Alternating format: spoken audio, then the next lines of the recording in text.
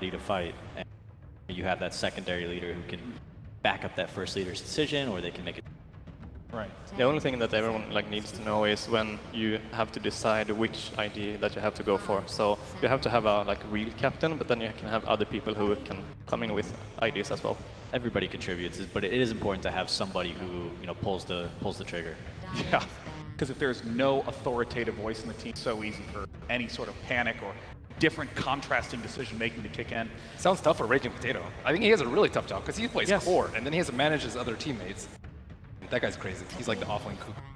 Yeah, and I mean, one of the things that he's going to be up against is Puppy, who is a pretty legendary name in the Dota community.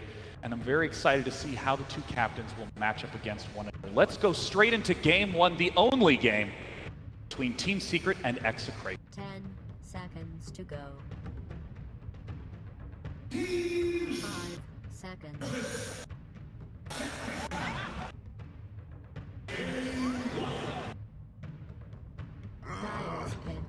Puppy, of course, legendary drafter.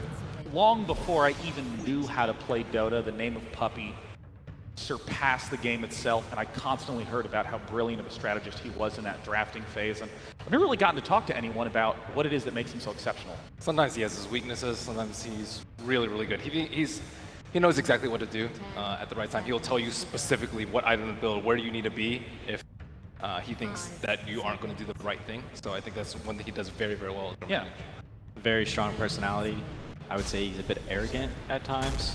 A little bullheaded, I guess. A weakness he has is that he's a bit stubborn. So even if he loses with some lineup a couple of times, he still wants to make it work.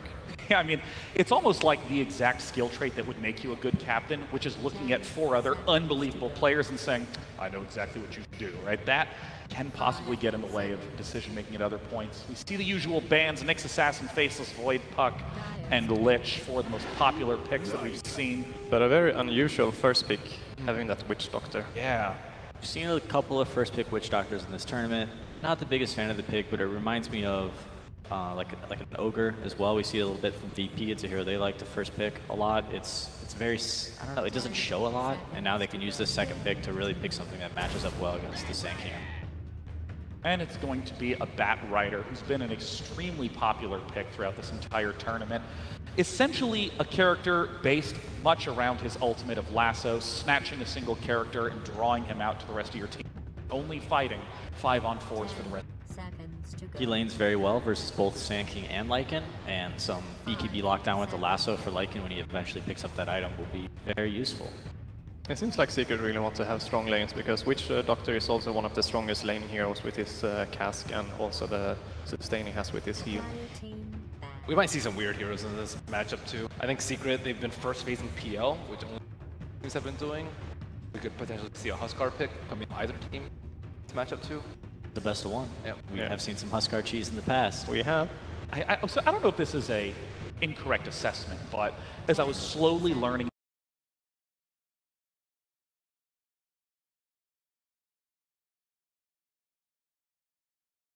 comfortable with picking non-meta hero. I mean, is that correct? I mean, I've just seen some drafts that are nuts. I've heard some commentators talk about it in the games. Goes back to what he said about Puppy being stuck. If he thinks his hero is good, he's going to pick it, whether or not everyone else is not going to pick it, or everyone else is terrible. And that's what Ake was talking about earlier today, is you don't want to chase anybody. You want to create your own path. You want to win with the heroes that you think are good, and then watch everybody else try and figure you out. Well, thus far, no team is really betraying. We've had a lot of heroes out of picked. control, yeah. I mean, what do we have, like 107, 108 total heroes picked? picked? We're currently at 108 of 112. They don't have Bane, who's my favorite hero. I love Bane. Bane's actually not bad. I wouldn't be surprised if we saw him at some point. He's just, there's other heroes that kind of fill the same roles that he does. Right. Better. 10 seconds to go. We got some bans, Invoker Sven, Quap, and then wait on this last one here. That's Sven ban against with Lycan. Again, we saw it from EG in the last series. Queen of Pain banned out. Queen of Pain lanes pretty well against Bat, but I doubt Bat would go mid. Usually in the offlane, I guess. Haven't seen Batman in a long time.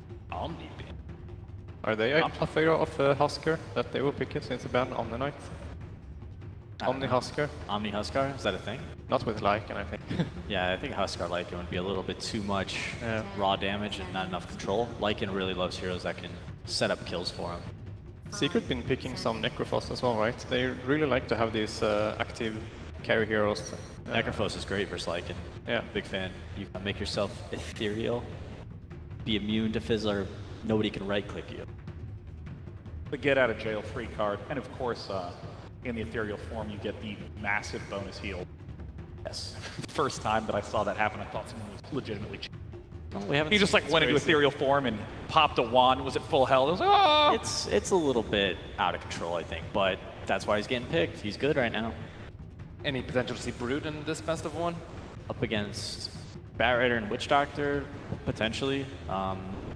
We've seen Liquid run it up against Batrider, not afraid of it at all. It could work if Secret show their mid hero, so they actually force them to put that mid and being in a bad position in that way. Execration has the last pick in this best of one, which I think is pretty nice to have. In terms of the advantages, what are the big advantages you get of not being the last picking team? Because obviously, if you last pick, you use the entire lineup of the enemy team and get to work within that. You get first pick. You get first, yeah, exactly. You get first pick, but if you're going to use it on a Witch Doctor, I don't really know how much value that is. You know, we see Shaker still ignored, Wisp ignored, Puck Lich, Void, Nyx all banned. Those are pretty common. Void being the exception. 10 Clockwork's been an interesting hero. It's been picked a pretty reasonable amount of the time, but really hasn't had the best win rate. 20% Clockwork. You find that interesting? Should I? I don't know. Why is it interesting? He's just a loser. Losers fascinate me, Peter. Execration are going for a very safe draft here with Clock and Shadow Fiend to make sure that Shadow Fiend gets his souls early on. Oh yeah, the Clockwork SF. Yeah. That's classic. You can, That's perfect for a best of one. set the cogs up in the fountain. You right-click once, or you have a teammate right-click once because Clock will one-shot him, and then Shadow Fiend finishes him off. You build up some souls to start the game, get that mid-lane advantage. Oh, Yeah, it's pretty dirty. That's awesome. But play to win, especially this best of one for, I don't know, how much money are we dealing with here? A couple 100,000 on the line? Yeah. Just a couple 100 Gs, no big deal. I mean, at this point, I'm always interested to see when there's a best of one situation in almost any esport, what the attitude is, because I feel like you can distill down a fundamental attitude, whether it's play it safe, we gotta be stable, we gotta be sturdy, or they won't expect it this time. We can throw them off, we can do something insane. Templar Assassin making the first appearance of the day. Saving their final support hero, right? Unless that's a Clockwork support, and then they're... I think they really wanted to get the TA against this SF because TA is one of the heroes that can actually deal with the damage that SF has early on. Yeah. And they might have been scared that that Execration would ban it. 5 Yeah, I mean, Shadow Fiend deals huge bursts of damage, but Templar Assassin, of course, with her refraction, absorbs all those huge chunks, no problem. TA infamous for doing single target damage, oftentimes struggle up against summons and illusions, has a difficult time dealing AoE damage, could be a potential last pick from Execration. I think that it's very possible that they pick another core here and put Clockwork and Sand King on support to kind of have that surprise, almost best of one cheese element to their draft. Team Secret really looks like they just need someone with great damage. Do you think that it would be possible to choose a core that needs a little less babysitting to allow Rubik and Witch Doctor to go about the map, or do you think that they really want to leverage how nice Witch Doctor can be in lane? I think having someone that can do well against Clockwork and Sand King in the lane is fine, but I would really worry that these are not the core heroes that Execration is. That fifth hero is probably going to be a core. You can always just go something safe like Lifestealer. I think it's pretty safe. You have Batrider on your team. Lifestealer could be good. Not really bad versus anything. Pretty good for Shadow Fiend. What are some other possible options for team good at bad? I think the Necrophos is something that they, as I said before, is something that they picked, but I think they lack a bit of damage to be able to bear some. I mean, they could lasso into the Necrophos ultimate, but that means that the TA has to jump in and How do you guys hit there as well. How do you feel about anti-mage? So-so. I think MP just plays the weird heroes though all the time. It's like Yeah. PL, PA, Necrophos, Huskar. And Antimage is quite bad against Lycan, right? Phantom Lancer one time? Yes! Oh, that's your hero. Yeah, dude, Phantom Lancer and Bane, I absolutely adore, and Phantom Lancer is really nice for being able to participate Shadow a little Fiend earlier in the Shadow Fiend's pretty alright against PL. Yeah, he is. The thing is, they've been picking it all the time. I'm very unsurprised to see them pick it up because they did pick it up first phase. Sven's already banned out by Execration themselves. Lycan struggles a lot versus PL. Yeah, Timber would be decent, I suppose. Timbersaw could be. I like Timber. Lots of armor. I think he's one of the best ones versus. Yeah, and even though PL does get that defusal eventually, which can present problems for Timbersaw, Timbersaw can just kill all those immediately. I do like Timbersaw a lot. We'll see if they go for it, but they could also still just pick like some ranged 5-position port. Yeah. See, I always like Crystal Maiden, but it's God, Crystal Maiden versus I PL. can't stand Crystal Maiden. Now that the jungle camps don't give you enough experience. She's so slow. She got nerfed like so many times. Yeah, Her she's movement speed, pretty it's bad. just insane. I always like playing Seam against PL though. Yeah. 'Cause you can just ult and PL actually can't do anything to you. It's great. So what would you describe as the quality of the last pick that Execration? They need more AoE. Stun, a little more AoE. Silencer. Silencer. Okay. Games. So that is going to be support silencer, I would imagine. I think so. Okay. Well, at this point in time, the lineups have been locked. And as we've said before, it is an elimination match. Whoever loses is eliminated from TI as the very first team to go. Let's take it away with the casters. The underdog story is always a beautiful thing. It is even better when it's elimination games at TI. Execration versus Team Secret.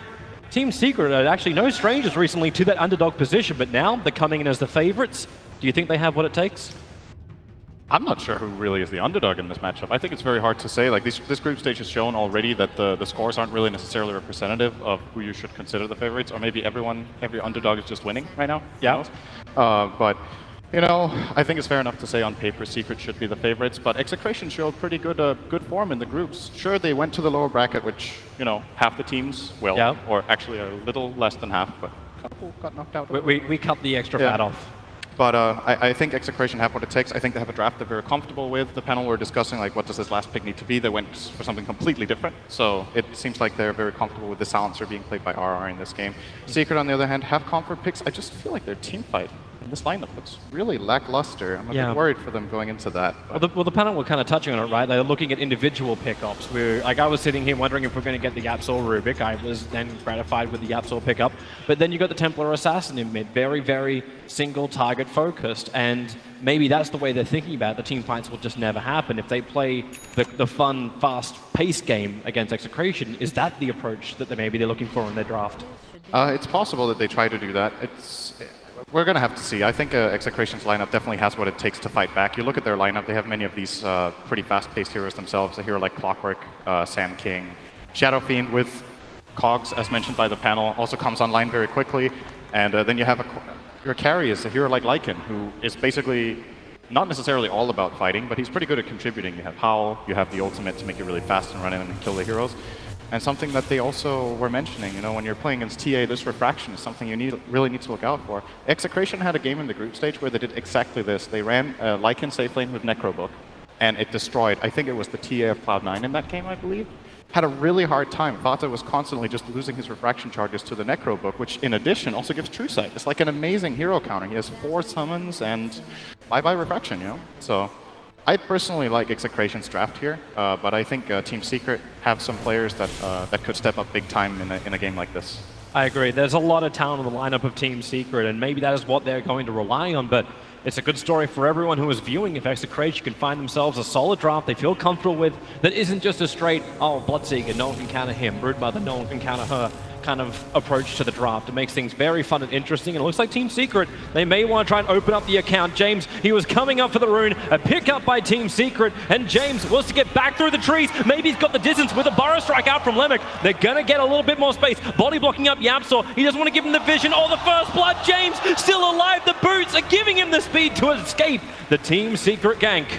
Oh, I think Secret actually wanted to give that kill to the PL. I think both of their ranged heroes had the ability to get in an additional hit, but a lot of the times you want to give this carry that head start, and this time it comes back to bite them. I believe that was indeed a kill if they just committed for it. But, yep, they dodge a bullet there. That's the kind of thing you have in elimination matches like this. They're the most terrifying and the most exciting games at the same time, and under pressure, mistakes like that can definitely happen. Yeah, but this is the upside sort of for Team Secret. Okay, middle lane, Burrow strike onto mid one. They know he has no refraction charges, so Yapsor picks him up in range of the tower, and the body block from mid one. Lemon can't get out, he's blocked in by the creep wave. Mid one will spill first blood.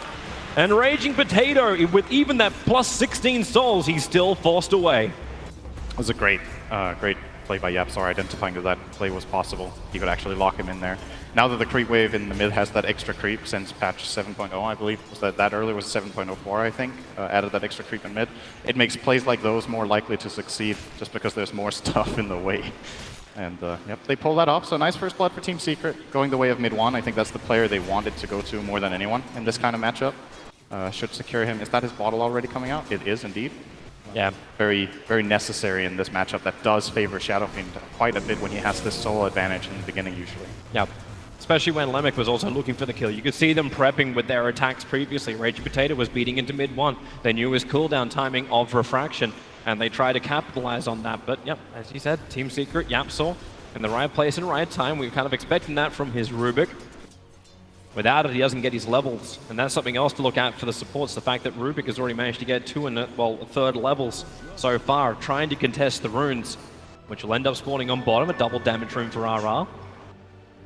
You know, we got to keep an eye out for stacks in this game as well. Whenever you have Templar Assassin and Batrider in the same team, they want to farm different stacks. Batrider wants to farm the non-ancient camps most of the time, and Templar Assassin wants to farm the ancient. So in that sense, Secret's lineup is nicely well-rounded in that they want different camps in the jungle, access to those.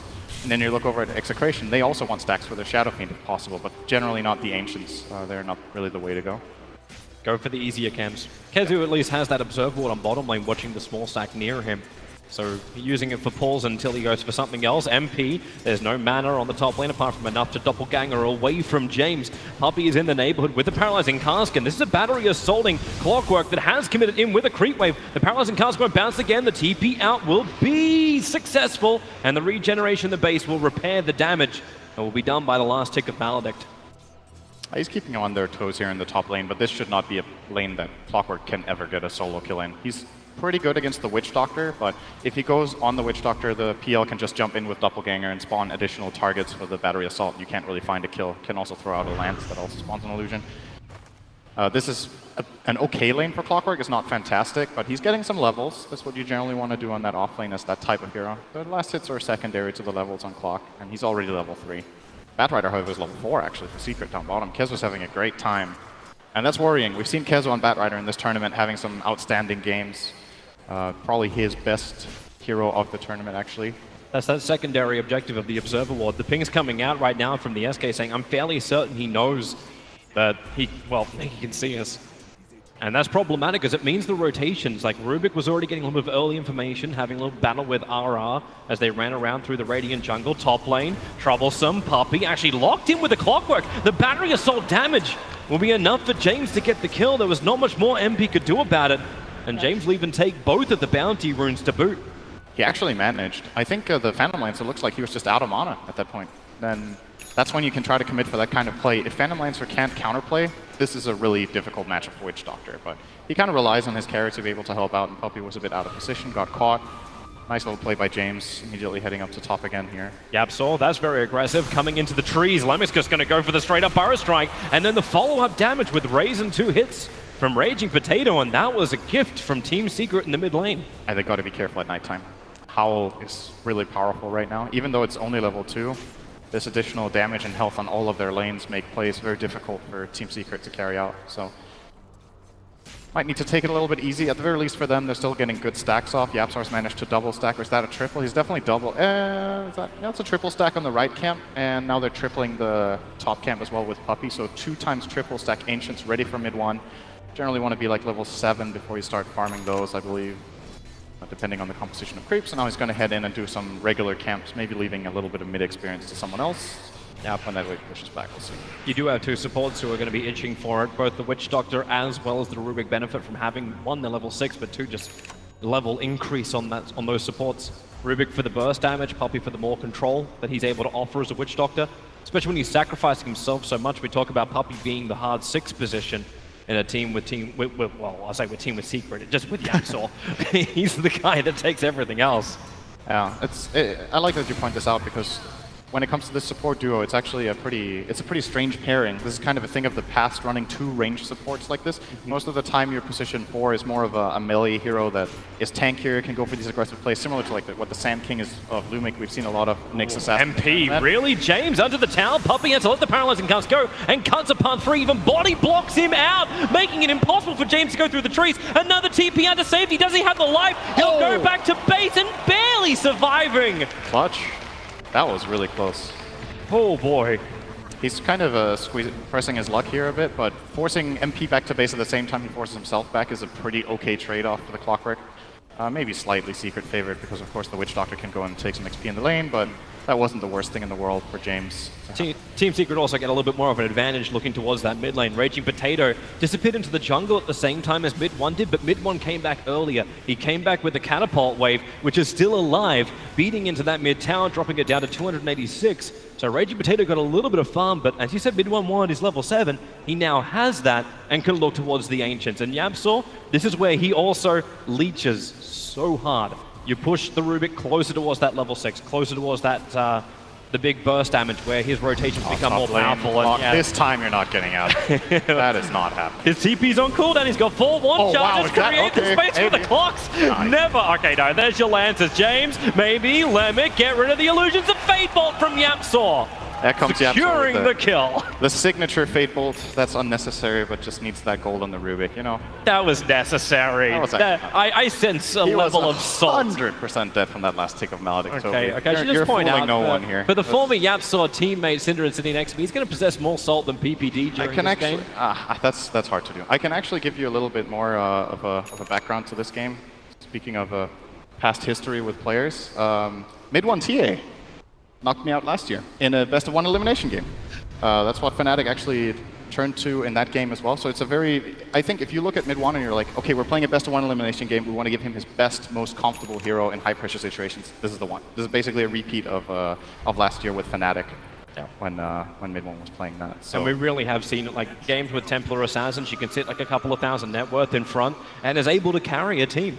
Like, all you need to do is have just that little bit of momentum, and they've got it so far. It's also just the pacing of a best of 1 elimination games. Like, teams are generally likely to play a little more cautiously and slower. And then a hero like TA that can abuse stacks can be a very powerful tool to have in your arsenal. You see, the Execration side has barely even contested these stacks right now. They've mainly been playing their own side of the map. The Clockwork has been putting some pressure top, but apart from that, we've barely even seen their heroes cross the river. So, if that's how you're going to play, TA is a pretty damn amazing pick for this kind of stuff. And just need to wait to see when Mid 1 wants to farm these stacks. They would take him up to level 10.5, I think, and about 80-90 CS. Oh, if he had Firefly, he really would have gone for that. Had Lasso off cooldown and 3 sticky napalm stacks on the Lycan. That was probably the best opportunity, even though he kept walking under the tower. So maybe not the greatest positioning. So Yapzor's taking up the middle. Looks like they're also going to give Lemic that kind of space to farm up there while TA's gone jungle. Kezu on the run, but he'll be okay. So this is that flash farm period we're talking about. We can look towards the SF for his timing. Shadowblade build is his item of choice. Okay, level 6, hook shot, up she flies, finding Kezu, Battle Rider, fantastic for getting out of the cogs. If he had the Firefly, but it just times out. Is there restoration? No, there isn't. Kezu just needs the life. 6 charges won't be enough. And RR can add his first +2 for the game with the intelligence stolen. That was perfect timing on that hook shot. Very nicely done by James. Just before the Firefly expires, sees that very little moment of opportunity. We're talking half a second here. Gets that jump, they get that nice kill.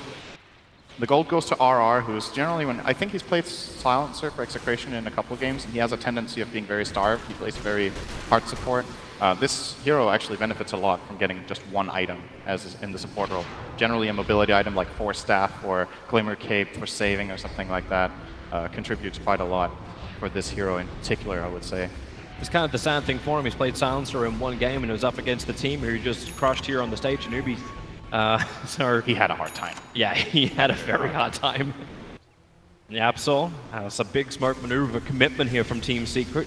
You have the drums over on Kezu, so you have the movement speed that can come from the Batrider. So as the advantage if you can be successful at this fight, potentially picking off Raging Potato. He's just trying to finish up the Ancient Black Dragon, which may just be stolen by Kezu, while mid one will finish the tier 1 tower in mid. Some decent money now being injected into the Team Secret bank account. Yeah. Is that a Lycan ulti? It is a Lycan ulti. Farming? Okay. So Secret, the biggest discrepancy right now is when you look at the CS across the board, it looks pretty even, right? Like TA has 92, Shadowfiend has about 90, PL and Lycan are even as well, but the big discrepancy is Batrider to Clockwork, and that's just how these heroes work, in essence. Like, Batrider will out-farm Clockwork quite a lot if they're both given a good game, and that's the net worth advantage. Now the question is, how much can this Clockwork set up for his team with this low net worth compared to that Batrider, as you said, already has Drum, closing in on a Blink Dagger. We're probably going to see that for Kezu around the 15-minute mark at this rate. Well, that's the advantage of the Clockwork, the fact he already has his initiation, but Kezu still has the Firefly up and running, so getting out of the cogs is easy enough. Giving it to Yapsol, easy when you trigger Battery Assault after, so not the ability Yapsol was searching for. It gives them some decent kill potential with Lasso, actually. If they lasso someone into Battery Assault, that deals a lot of damage, if they want to look for that. You still need the Blink though, he's at 600 and requires a lot more, that 2250. But they may try and go for it anyway, keep the Batrider down, keep him away from that Blink Dagger. A 3-man smoke up as they wrap around the Roche Pit. Where do they want to go? The line is drawn to actually go back up and into the Dire Jungle towards the Ancients, and who are they going to find? It's going to be Kezu, but Kezu, well, it's the other way around. He actually finds them. They're having a hard time dealing with this Batrider, I would say. He's only got 1 death in this 70 CS and just... They didn't manage to kill him top, now he's going to break their smoke and keep farming. And TA is completely uncontested. I think that's the biggest concern for Execration, is that mid one is just farming. TA is going to kill bottom lane, they're initiating in. MP made a way through the trees on the east. Nando doesn't have the life with the 6 charges and so many PLs fighting against him. Mid one just has the damage. And a very hard way to fight that. Like, Puppey revealed himself in mid only a second before that. They didn't know where... Oh, those side blades. Oh, Lemic! Back to the trees, out of range, survive. Let the Tranquil Boots kick in. And I was getting some... the rocket. Some Ferrari flashbacks right there. Remember that Rude kill? Oh, wow, that's a long time ago. It's a pretty long time ago. That's a very memorable moment, though. Yeah, he hit 3 side blades in a row and an invisible target there. Very nice from mid one, but not enough. Even though he had the Deso already, I think he picked this up at sub 12 minutes, which is very quick. They just keep stacking. All right, now he's just going to walk into the camp himself, block that off. Yeah. But Nando's trying to make the best of the opportunity. We talked about the fact like TA is getting a lot of fun, but we also talked about the fact that Lycan is the counter. You can check the item build of Nando. He's finished his treads and he just picked up his level 1 Necrobook. An even level 1 Necrobook is very good. Yep. They're going to need it. And right now, Shadowfiend has Shadowblade as well. The fight's preparing on bottom lane. You've got Kezu ready to come around the back. You've got mid one ready to push in as well, straight through the middle. Observer and Sentry is down for Team Secret, so they will be aware in this fight. The hook shot gonna miss the target, and without that now, Kezu feels so confident. Jumps in, gets the silencer out, so no global silence available for the fight. Paralyzing cast, making it difficult for Raging Potato to move back out. The Burrow Strike again, holding him in position. Let Puppey Southward go. James will fall. Execration lose 4. The Lycan, the man who wasn't there, the sole survivor, claiming the tier 1 tower on top as the only consolation prize for Execration. We might be seeing some of those main stage jitters from some of the less experienced players. They seem very hesitant, and that attempt from Clockwork to jump, I think he was trying to hookshot the PL under his tower, maybe into a global play. It's a very difficult play, very high risk, low reward kind of play in that tower to try to get. And Secret were just in position and counterplayed them very nicely here. We're going to see it now. I actually think that the hook is already on cooldown now. Raging Potato goes in, doesn't manage to kill the PL at all. And this fight is... The moment Silencer gets grabbed, it's very difficult for Execration to counterplay this move of Secret. Their burst damage is just way too high, and they can't prevent those players from getting in and getting it done. Yep. And it seems so hard for them to move around in the fight. Like, the Paralyzing Cask is doing so much work too. And you've got the other AoE stun, which can come in from the Rubik. The Batrider control, as you can see, they know they got this fight in the bag. The second you get that early pick-off, Team Secret will not be hindered at all. So instead, Execration try and make something out of something else, and that is James moving in towards the mid, looking for that angle with the haste room, but he ran over the top of Templar Assassin's trap. So Secret were ready for it. They already have the counter hero, Rubik versus Clockwork. is one of the easiest ways to save you from cogs by throwing the Rubik outside of his own cogs. Now the question is what Execration's lineup can do to really set up a fight that can bring them into a good position. Again, Secret are getting a lot more out of the map right now after taking that fight. They've taken 2 towers to the 1 of Execration. Doesn't sound like too much, but getting the mid tower down is pretty significant. They're going to try and fight again? Yep. They should be looking for something like this. They have the tools, right? Well, are they actually going to Roshan? It's difficult with Templar Assassin on the field. They're looking to try something mid. There's the shapeshift.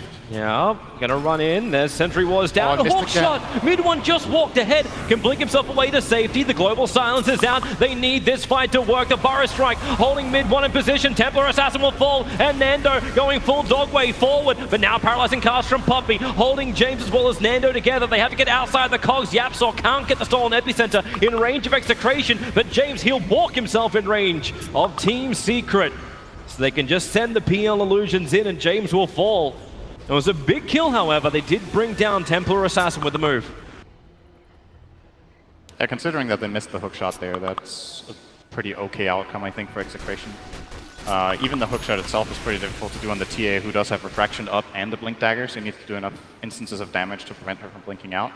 I think the thing that Execration are missing right now, apart from slightly better spell usage, is the blink dagger on Sand King. That's going to make things a lot easier. And we have Lumic farming at bottom. He's 600 away.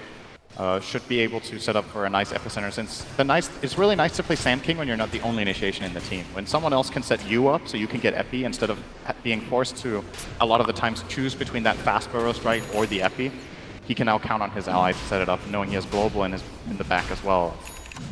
It's a very nice lineup to play Sand King in. So I think they should definitely be looking to enable him here with a blink.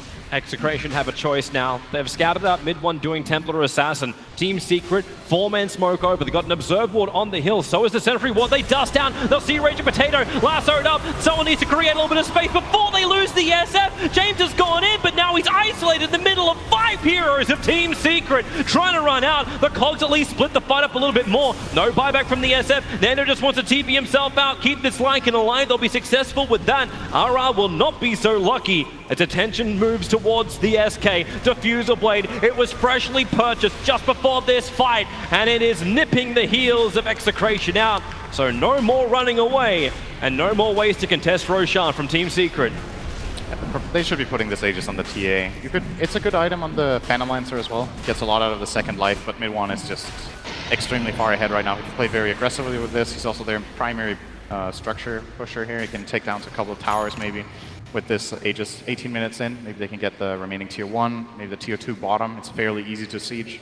The other tier 2s are a bit more tricky, but they should be feeling like they're in a good position with a good advantage here. We see the replay again. Yeah, last one saw on the Shadow Fiend puts them in a really bad spot. And you can see exactly what they wanted to do. Like, there was the Observe Ward also on top of the hill. That's what set up a lot of that fight. They saw the SF coming from a mile away, and the fresh Blink Dagger, another item which was purchased just before that fight, caught Execration off guard. Yeah.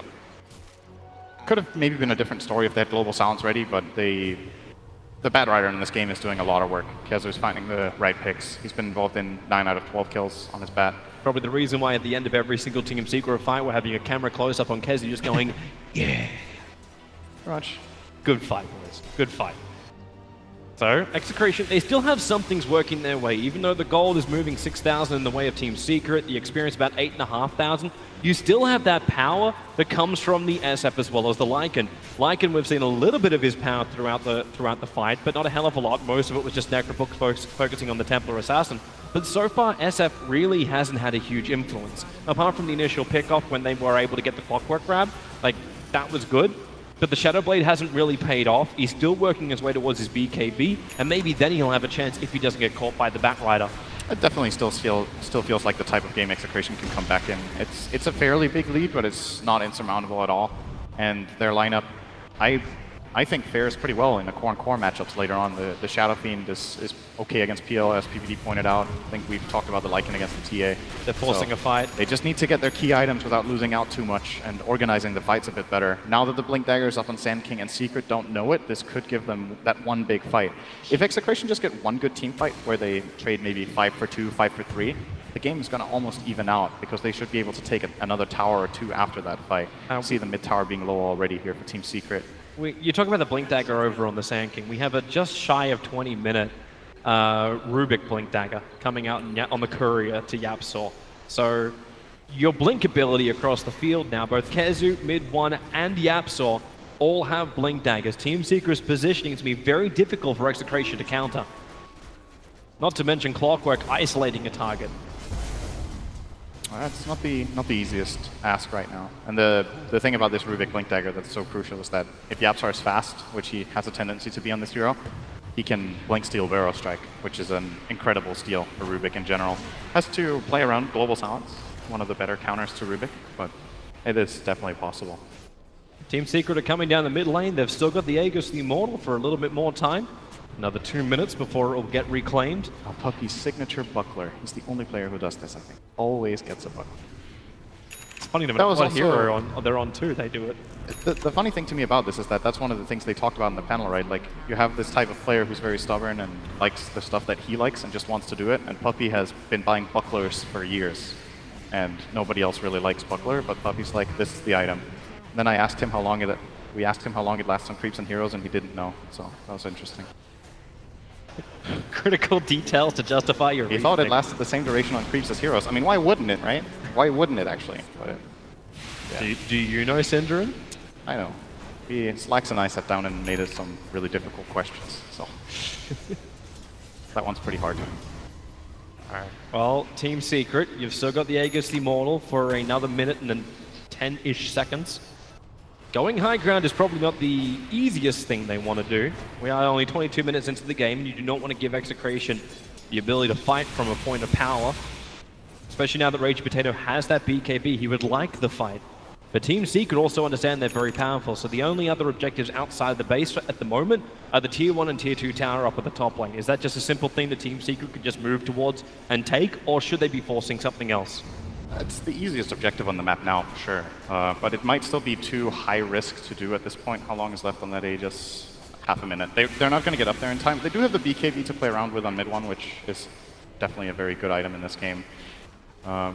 They're probably also pretty content to farm. As long as they are sitting in the position they are right now, they're owning definitely the majority of the farm on the map right now. You see them posing very aggressively in the Radiant jungle. The Radiant has swapped up to top, but it still feels like Secret have a bit more map control by the tower advantage that they have. This could work very well for the Mid-1. He doesn't know what he's running into, or then again, they don't know what they're running into. Mid-1's got the Invis rune. He goes straight on top of the Clockwork, but nobody knows. The Shadow Blade's going to break in just a second, and then Mid-1 will know exactly what he's up against. Regeneration from the Aegis, and remains an Invis. Breaks the party up of Execration and goes back to farming. Meanwhile, mid lane, they do find a target. It's going to be RR. Yapsaw able to actually not take the kill for once. It's Kezu. Proud of you, Yapsaw. Good job. Didn't take the kill. Team player. Yeah. Got to get that that new item on the Bat Rider, who's already got Drums, Blink, Force, and Full Magic Wand. Secret are holding nice grip on the map, though. This is a 10k lead now. Execration still haven't really been able to find that team fight that they're looking for. The couple of smokes they had toward mid were very easily read by Secret. It feels like forever since they got their last kill. They will be trying to push a bit up top, it looks like, having some information about where Secret's heroes are, but they don't feel confident to just go and attack this with their SF. It's like they're trying to bait it in, so you show the SF up here, but it's the two heroes who have distance closing. It's the Blink Dagger on the SK, and it's the hook shot from the Clockwork. They want to have a fight, whereas just one hero coming back from Team Secret to defend the top lane push, but Team Secret is refusing to oblige. Yeah, Secret are just staying down here. They found a new home. Basically, the Dire has migrated onto the Radiant side of the map. Now, nobody likes Dire anymore. Nobody in that jungle. But this is what Secret want. This is the ideal situation. This is, again, this is even better for them than if Execration's heroes were top. Now they're just controlling it even harder. Execration's heroes are hiding in base. They do have a smoke on the Sand King that they could try to commit here and look for some sort of play. The last 10 minutes have been all Secret, I feel. There hasn't been too much initiative from Execration that... Well, they're trying to find a hole in Team Secret's defense, but so far, none has really presented itself too strongly. Rockets continue to fly out from the Clockwork, trying to get vision. You got some info there. Just going to see PL farming the camp. That could be useful. Question is, though, where can they still initiate? Which hero do you initiate into? There's so much counter because Team Secret are so close to each other, holding each other's hands. And your vision where Team Secret are farming at the moment is non-existent for Execration. The Radiant scan 4, they don't find anything. Waiting for that Dire scan. It is actually off cooldown for the moment. And now Lemic, well, Burrow Strike going to catch out too. Global Suns as well, trying to counter the attack. TA, however, got a BKB off. She might be fine for the moment. The epicenter damage is nice, but then the Clockwork Cogs, it traps all of Execration on the same position. They cannot get away. Too much damage, and the stolen epicenter from Yapzor. Lacquer it on top, and Execration will lose 3, potentially 4. Lemic is doing his TP at the moment, and he will get out in time. Oh, those were not the cogs, man. That feels bad when that happens. He had the right intentions, but the force staff from Kezo, I believe it was, just got him out of position and into a better position, and the TA didn't get trapped inside either. Secret just get another convincing win. That was 3-0. Another 4K advantage built from that fight.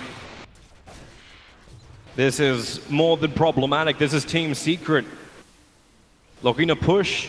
And the ping is coming. Like, is it going to be for Tier 1 tower or Tier 3? Mid 1 is the one looking towards the mid. The rest of Secret are farming for the moment. And mid 1 just by himself can pressure the mid to look for a reaction from Execration. And that's exactly what he does, and then just bounces away. So let's have a look at that fight again. So the Burrow Strike comes in. He gets a nice double start at the beginning, even the epicenter. But the second the silence wears off, Epi gets stolen. And that Clockwork Cogs was basically the funeral parade of Cogs for Execration. Basically set up 3 side blade attacks in a row, I think. The quick force staff from Kezo there is very important as well. And this is a problem. When Sand King jumps like that and Clockwork follows through, the other heroes need time to connect. The Lycan needs to use his shapeshift and start running toward it. Shadowfiend has to run all the way in. So the way Execration's heroes were positioned, they actually couldn't use their Sand King stun. Ah, Silencer, speaking of position. Nice lasso, able to grab that Silencer, the stolen Burrow Strike.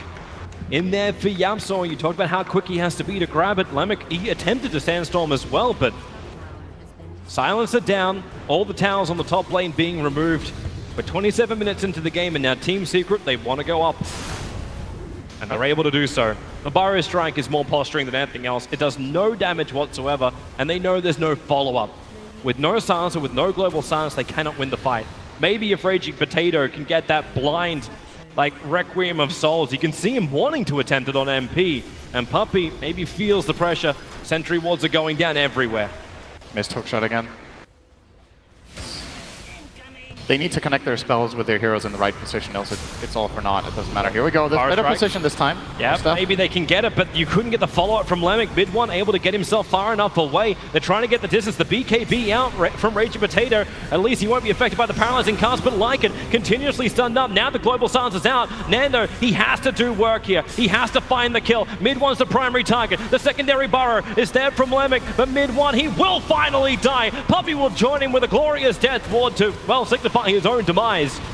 They want more. Nando, MP, now the Lycan form is worn off. MP can come into this fight. The Burrow Strike forward. Yapzor still not dead yet. He's able to actually stay alive through so much of this, almost killing off Lemic on the hill. Lemic will get the kill, but maybe, oh, it's still not enough. Raging Potato, Requiem of Souls up against MP. He can just dodge too easy, and Kezu and MP will stand over the corpses of Execration.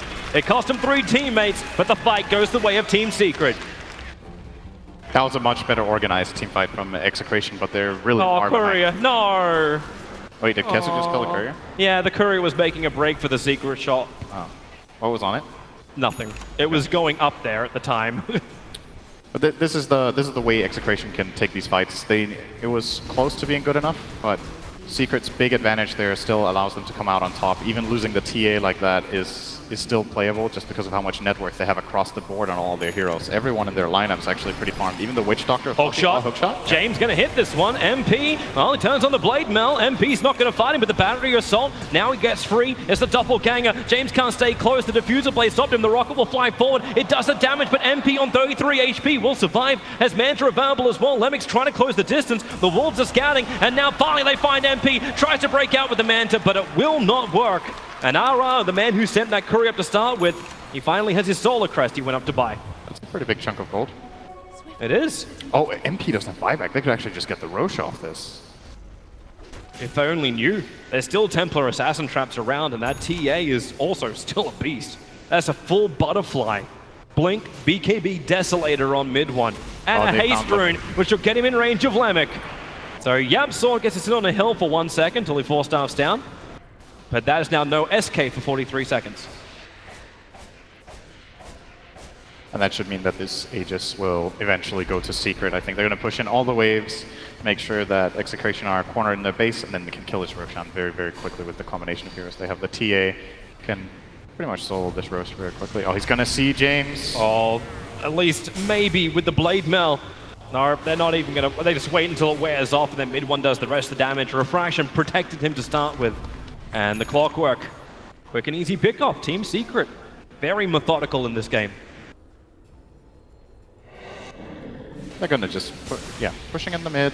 Rosh is, it looks like TA is moving toward the Rosh. The movement trajectory goes there. Oh, a nice region. Fair enough. Oh, he doesn't want it.